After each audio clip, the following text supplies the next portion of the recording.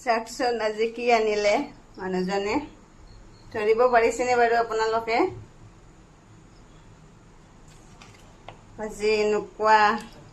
গাহৰি আনিলে আৰু এতিয়া ধুনীয়াকৈ বনাই দিওঁ নাখালেওতো বনাই দিবই লাগিব তো এইটো বনাই দিওঁ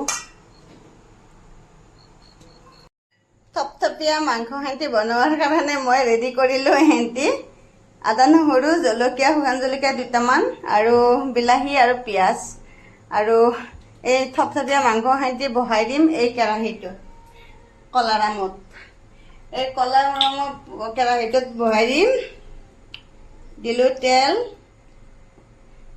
যিহেতু গাহৰি বেছি তেল নালাগে সেইটো কাৰণে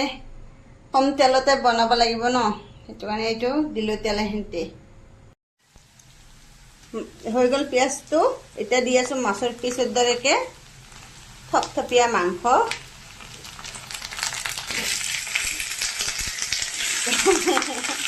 পুৰা মাছৰ পিচ আটাই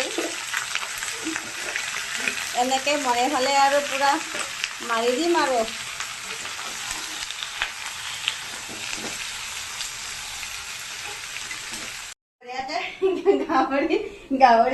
গাহৰিটো হৈ গ'ল ধুনীয়াকৈ এতিয়া মই এতিয়া অলপমান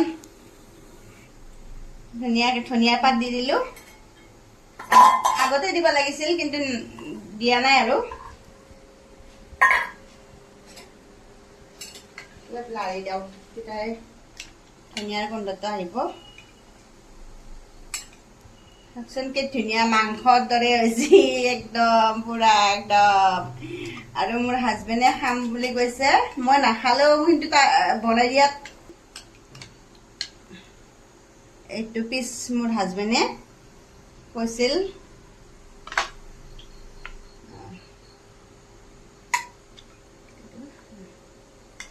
ধুনীয়াকৈ দি দিলোঁ হাজবেণ্ডক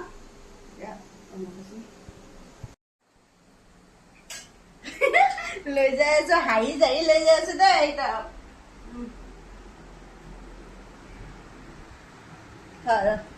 এইটো খাই চোৱাচোন কেনে হৈছে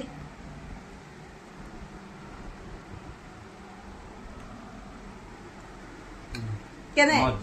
হা মজা গাহৰি টেম পিচটো দাগি দেখে দিয়ে একেবাৰে পুৰা ধৰিবই পৰা নাই একদম মজা ভাল মাংসকে বেছি টুটি আছে